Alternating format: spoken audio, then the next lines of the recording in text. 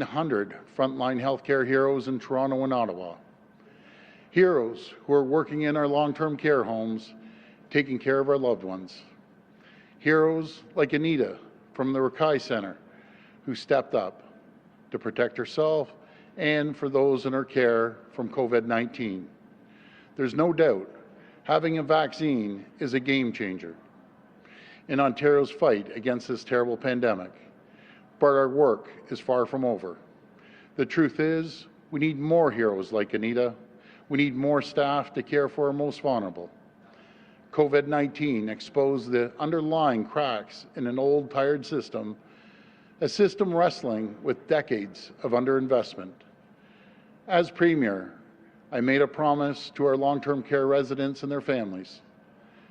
The problems didn't start with us, but I can tell you we're going to fix them. So today I'm glad to be here at George Brown College, and what a beautiful location this is, and great folks here, to announce our government's new long-term care staffing plan. This plan sets out one of the largest recruitment and training efforts in the history of our country. We're investing up to $1.9 billion a year within the next 4 years to put 27,000 new boots on the ground in our long-term care homes. That is 27,000 new personal support workers, or PSWs, registered nurses, registered practical nurses, and other healthcare staff. More staff to deliver on our commitment to increase daily direct care for each resident to 4 hours a day by 2025. And folks, I can tell you, those who are not involved in long-term care, 4 hours a day is a trailblazer, and hopefully the rest of the provinces in our country will follow this. This would be nation-leading level of care for our seniors, because they deserve nothing less. But it goes deeper than that, my friends. We want more people working in long-term care to love what they do and thrive in their careers. We're going to offer more education, more training opportunities, more professional development, so more wonderful people like Anita and others take pride in what they do, contribute to our communities, and change lives for the better. I want to thank George Brown College and the Rakai Centres, who have already got the ball rolling. There's an urgent need for personal support workers, but there aren't enough training opportunities. George Brown and the Rakai Centres are giving future PSWs the hand-on training they need to succeed. Include intense, immersive clinical training, 4 days a week, 8 hours a day. These are the kind of innovative partners we need to fix our broken system, and we need more partners like George Brown and the Rakai Centres at the table, ready to work with us to recruit, educate, and train the next generation of caregivers for our seniors. The safety and the well-being of our long-term care residents and staff throughout this province is a top priority. Thank you, and God bless the people of Ontario. Now I'll hand it over to Minister Fullerton.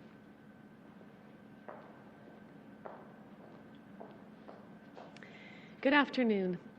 As a family doctor, as the daughter of a parent who was in long-term care, and today, as your Minister of Long-Term Care, I'm proud to be here as we launch our new staffing plan. These have been challenging times, and I would like to express my sincere gratitude to all of our frontline healthcare heroes who work tirelessly every day to support our loved ones.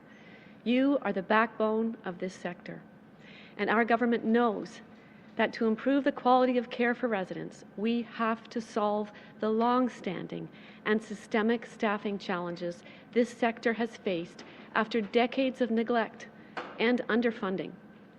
Our plan lays out how we will make long-term care a better place for residents to live and a better place for staff to work, and how we will achieve our Canada-leading commitment to increase direct hands-on care for each resident to an average of 4 hours a day.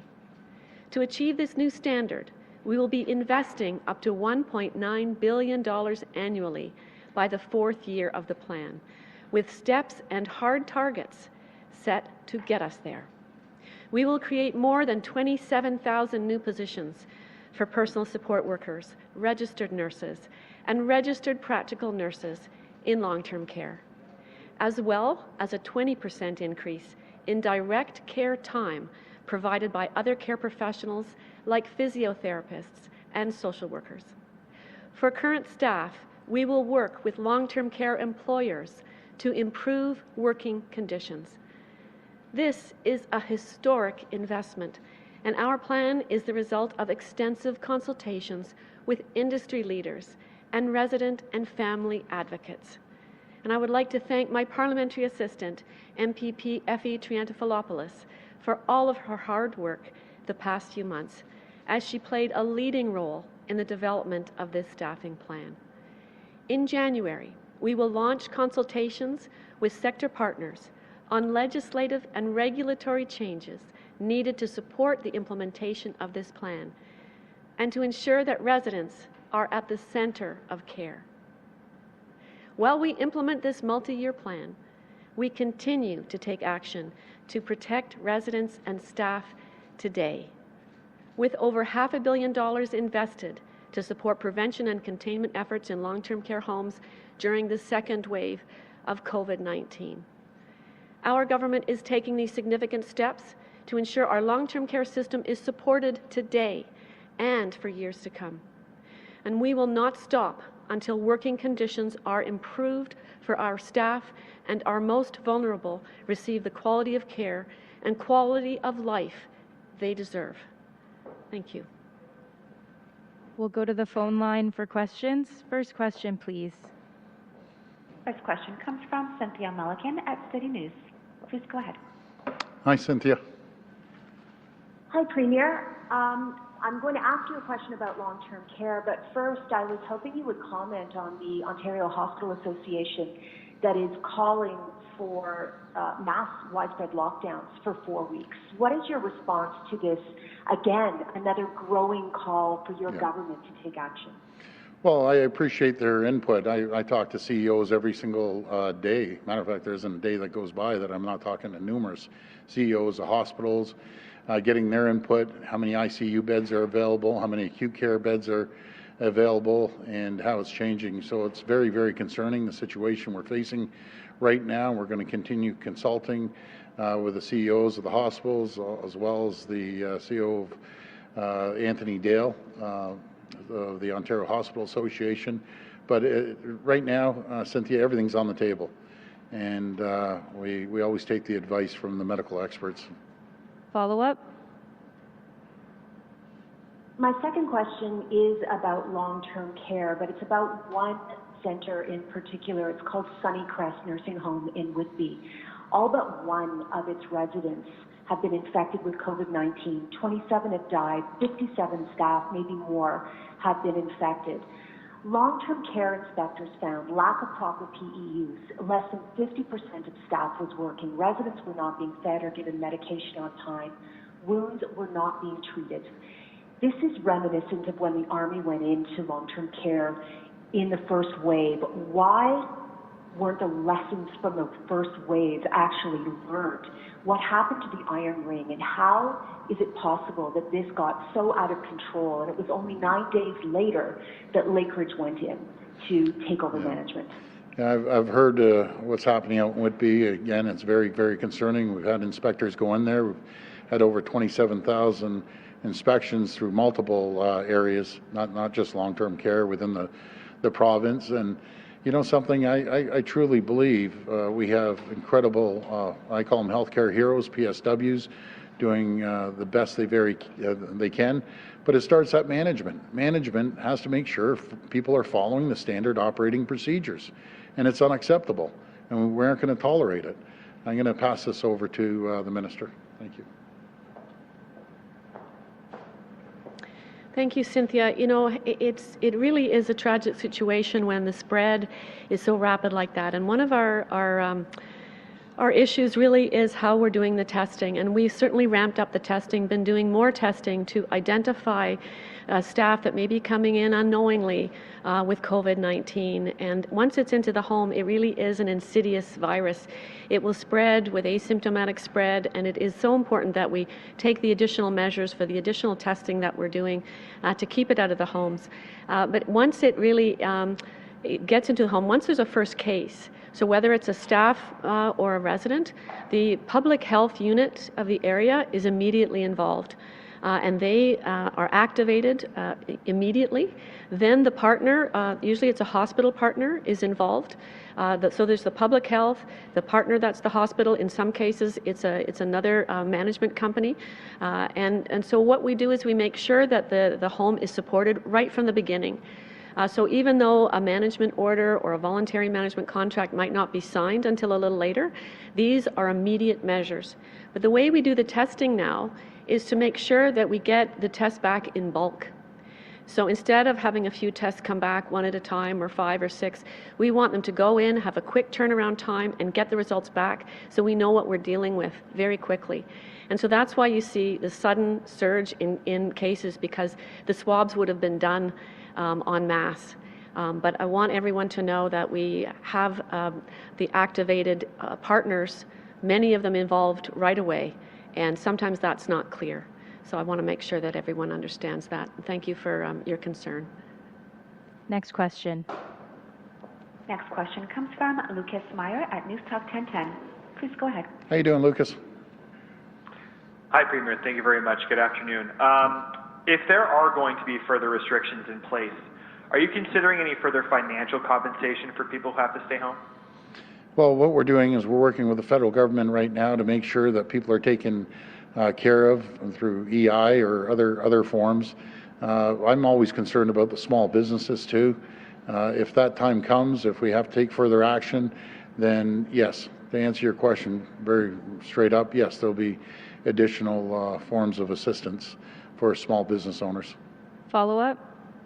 Thank you. And on the health side, it seems we're running out of options to respond to the surge in cases and hospitalizations. In terms of the table, are you considering implementing a curfew? No, I don't think we're there to a curfew, but if we all just stop with socializing and having friends and family over, we're doing everything we can to make sure that this trend, and that's the word I'm using. You see a trend, and the trend continues to grow, and we're throwing everything we can at it. So everything's on the table right now. We're going to be discussing this with the health team, along with hospitals and other folks. But we have to bend the trend here, because the trend just continues to grow no matter what we're doing. And where it's concentrated, it's really concentrated in one area, and that's the GT, and I'll throw Hamilton, GTHA. That's where we're seeing the spread, to the exception of Halton. Halton's still about 55, but the other cases are just growing at a rapid pace. So everything's on the table, and we're going to address it. Next question. Next question comes from Laura Stone at the Globe and Mail. Please go ahead. Hi, Laura. Hi, Premier. Just on that topic, though, I mean, I know you say you're considering this, everything's on the table, but the time is running out here. Your government is facing some pretty tough decisions because the lockdowns in Toronto Peel are expiring. We have this call from the OHA. Yep. They're asking for stricter measures in lockdown regions. So can you tell us what exactly your government is considering? Are you considering a province-wide lockdown and extending the school break? And when are you going to tell the public? Well, Laura, everything's on the table, and if we move forward and we decide to do a further lockdown, there's a lot of things to take into consideration. There's the education, making sure that we have daycare, making sure the educators are ready, making sure that we, as simple as having hotels for people that have COVID, that we can put them into hotels instead of at home. We have to make sure that we have something for the businesses. We just can't keep going on like this for these poor business owners, small business owners. We have to make sure there's some help for the business owners as well. And we have to make sure that the healthcare system, the capacity, come up with some other alternatives, as we're doing with long-term care. Maybe do we put interim hospitals out there? So there's a wide variety of items. The discussions were going the last couple days. Matter of fact, they're ongoing constantly. Last night, they'll be going today. But there's a lot of things to consider. The worst thing we could do is rush out there and make a snap decision in a heartbeat. We have to make sure if we do make this decision, is it going to be 2 weeks? Is it going to be 3 weeks? Is it going to be 28 days for a full cycle? So there's so many things to consider. But again, Laura, I won't hesitate, will not hesitate to do whatever it takes to slow down this trend that we see and get it back well within the numbers that we can control in our hospitals right now. That's the scary part, Laura. When I talked to a doc yesterday, and he told me that he was talking, he had to cancel a surgery for a 42-year-old male patient that has cancer. That we just can't keep going in the way we're going, and because the ICU beds are taking up from COVID patients. So there's a lot of stuff to consider, and it's all hands on deck right now. And I got to thank everyone for helping out, all the docs and the hospitals and frontline healthcare workers. Follow up. Thank you. Premier, I just want to clarify, when you're talking about considering, whether it's 2 weeks, 3 weeks, 28 days, are you talking specifically about a school closure? Are you talking more generally about lockdown? And you also mentioned daycares in there. So if you do choose to extend the winter break, for instance, as Quebec has done, would you also close daycares? And how would you help those essential workers who will have to continue going into work if they have children as well? Well, we'll make sure, as we did before, that we'll have daycare if we make that decision. And I know the Minister of Education has put the schools on notice as well. So it's all hands on deck. We have to be ready for anything, and the trend is moving at a rapid fashion right now. So we're going to be ready. Last question. Last question comes from Hannah Thibodeau at CBC National News. Please go ahead. Hannah, how you doing?